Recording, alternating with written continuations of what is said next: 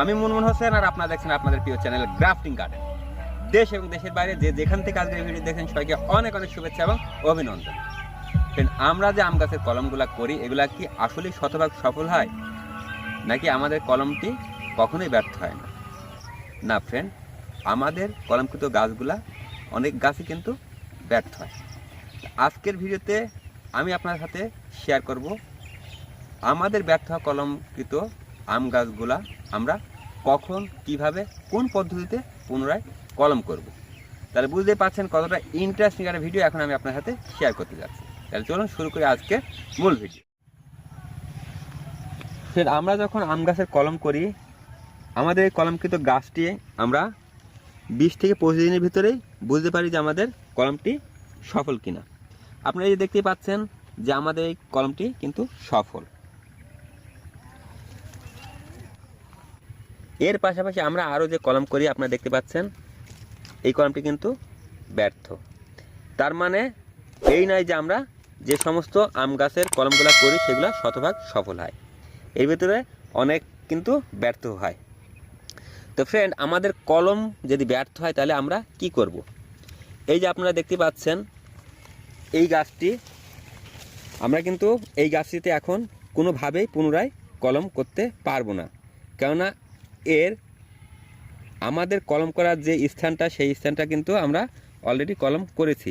এখন যদি আমরা এর থেকে নিচে কলম করি আপনারা দেখতে পাচ্ছেন যে এই গাছটা কিন্তু খুব একটা সুস্থ সবল নেই। তাহলে আমাদেরকে এখন অপেক্ষা করতে হবে এই যে পাশ থেকে যে ডালগুলা বের হয়েছে এই ডালগুলার উপরে সম্পূর্ণ আমাদের নির্ভর করতে হবে। এই ডালগুলা যত সময় না বড় হয় তত সময় আমাদেরকে অপেক্ষা করতে হবে। তো ফ্রেন্ড, এখানে দেখতে পাচ্ছেন যে 3-4টা ডাল আছে। তো সেক্ষেত্রে আমরা যে কোনো ভালোভাবে 2-1টা রেখে বাদবাকিগুলো আমরা ভেঙে দেব এবং এইটাতে আমরা পর্যাপ্ত পরিমাণে পানি এবং হালকা পরিমাণে রাসায়নিক সার দেব, যাতে করে এই গাছটি খুব দ্রুত বৃদ্ধি পায় এবং আমরা পুনরায় এতে কলম করতে পারি। তো ফ্রেন্ড, ওই ধরনের একটা গাছে যখন আমরা পর্যাপ্ত পরিমাণে সার এবং পরিচর্যা করব তখন কিন্তু আপনারা দেখতে পাবেন যে এই ধরনের ডাল কিন্তু খুব সুন্দরভাবে বেড়ে উঠবে। তো ফ্রেন্ড, এগুলো এখনও কিন্তু কলম করার উপযুক্ত না, এর জন্য আমাদের আরও কিছুটা সময় অপেক্ষা করতে হবে।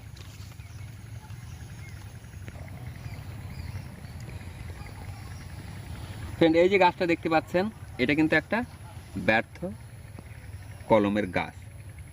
তো ফ্রেন্ড, আমরা চাইলে এই গাছটিতে পুনরায় কিন্তু কলম করতে পারবো এবং কি এর জন্য আমাদেরকে কিন্তু খুব একটা সময় অপেক্ষা করতে হবে না। ফ্রেন্ড, আপনাদের কলম ব্যর্থ হওয়ার পর আপনাদের রুট স্টকটা যদি এইভাবে সুন্দর থাকে তাহলে আপনারা চাইলে এখানে পুনরায় আবার আপনাদের আম গাছের কলম আপনারা করতে পারবেন। তো সেক্ষেত্রে আপনাদের কলমটি ব্যর্থ হওয়ার পর কমপক্ষে 1টা মাস সময় আপনাদেরকে অপেক্ষা করতে হবে। আর আপনারা যদি কলমটি ব্যর্থ হওয়ার পরপরই যদি পুনরায় আপনাদের এই রুট স্টকে আবার কলম করেন সেক্ষেত্রে আপনাদের কলমটি শতভাগ সফল নাও হতে পারে। তাই আমি আপনাদেরকে বলতে চাই যে আপনাদের আম গাছের কলম যদি ব্যর্থ হয় এবং আপনাদের রুট স্টকটি যদি পুরাপুরি কলম করার উপযুক্ত থাকে সেক্ষেত্রে আপনারা 1টা মাস অপেক্ষা করার পর এই রুট স্টকে পুনরায় আপনারা কলম করবেন এবং এই রুট স্টকটিকে আপনারা পর্যাপ্ত পরিমাণ পানি সরবরাহ করবেন, যাতে করে এই রুট স্টকটি পুনরায় কলম গ্রহণ করার জন্য প্রস্তুত থাকে। আপনাদের ব্যর্থ হওয়া আম গাছের কলমটির রুট স্টকটি যদি এই ধরনের হয় তো সেক্ষেত্রে আপনারা কখনোই পুনরায় এই রুট স্টকের উপরে কলম করার চেষ্টা করবেন না, তাহলে কোনোভাবে আপনারা সফল হতে পারবেন না। তো সেক্ষেত্রে আপনাদের অবশ্যই কিছুটা সময় অপেক্ষা করতে হবে, যাতে করে সঠিক পরিচর্যার মাধ্যমে এই যে রুট স্টক থেকে যে কুশিগুলা বের হয়েছে এইগুলা একটা সঠিক মাত্রায় পৌঁছানোর পর অর্থাৎ কলম করার মতো পরিস্থিতি আসা পর্যন্ত আপনাদেরকে অপেক্ষা করতে হবে এবং সঠিক পরিচর্যার মাধ্যমে খুব সহজে আপনারা কিন্তু এই যে আপনাদের যে কুশিগুলো দেখতে পাচ্ছেন এগুলা কিন্তু খুব তাড়াতাড়ি আপনারা কলমের উপযোগী করতে পারবেন।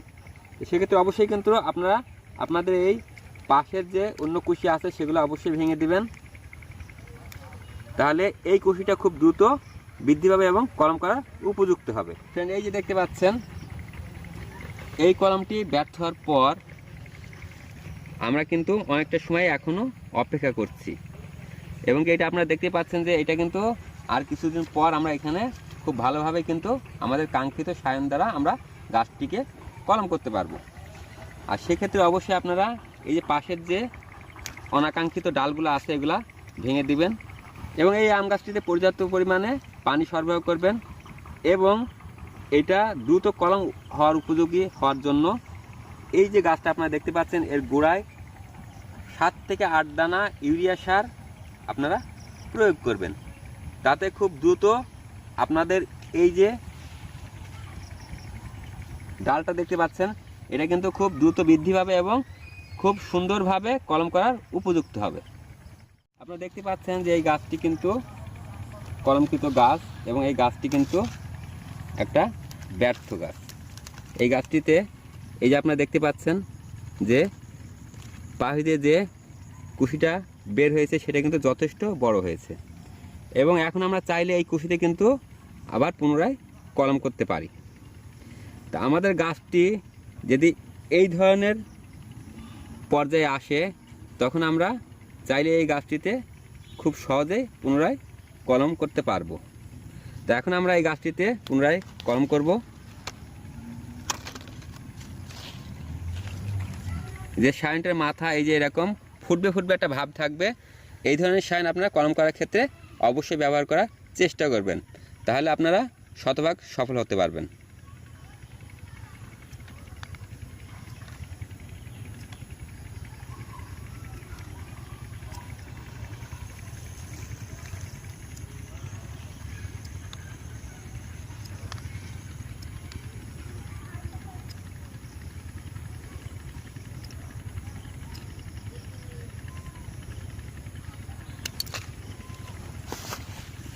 এখন আমরা শাইনটিকে কলমটি করার জন্য রেডি করে নেব।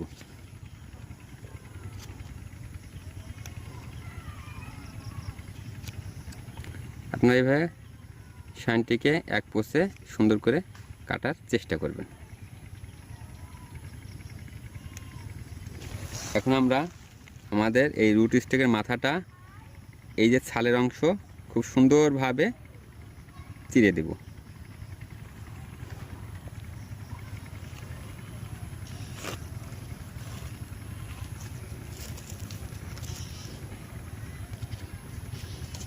এবং শাইনটি লাগিয়ে এই যে এইভাবে একটা পাশ আপনারা অবশ্যই সুন্দরভাবে মিল করে নেবেন,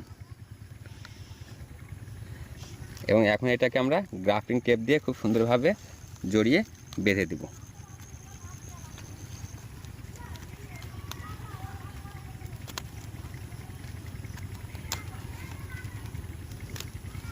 অবশ্যই আপনারা এইখানটাতে খুব সুন্দরভাবে জড়িয়ে বাঁধবেন যাতে করে কোনোভাবে পানি বা বাতাস এর ভিতরে প্রবেশ করতে না পারে।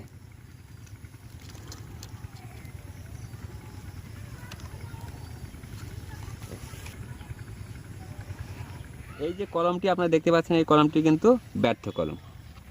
তা আমরা চাইলে এখানে কিন্তু এখনই পুনরায় কলম করতে পারবো, যেহেতু আমাদের এই কলমটি করার বয়স প্রায় 2 মাস। তো ফ্রেন্ড, এখন আমরা এই যে দেখতে পাচ্ছেন আমরা এখান থেকে কেটে দেব।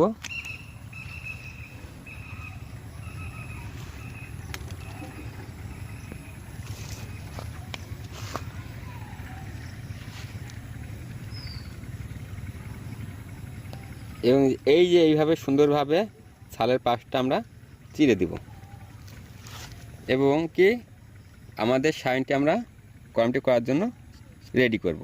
আপনারা ঠিক এইভাবে সুন্দরভাবে কোনো ধরনের ঘষা মাজা না করে শাইনটি কাটার চেষ্টা করবেন।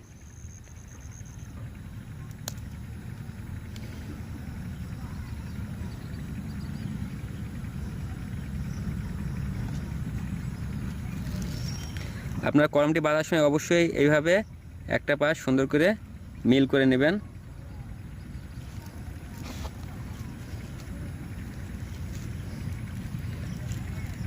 এবার গ্রাফটিং টেপ দিয়ে খুব সুন্দরভাবে জড়িয়ে কলমটি বেঁধে দিবেন। এই যে এইখানটাতে খুব সুন্দরভাবে জড়িয়ে বাঁধবেন, যাতে করে কোনো ধরনের বাতাস বা পানি ওর ভিতরে প্রবেশ করতে না পারে।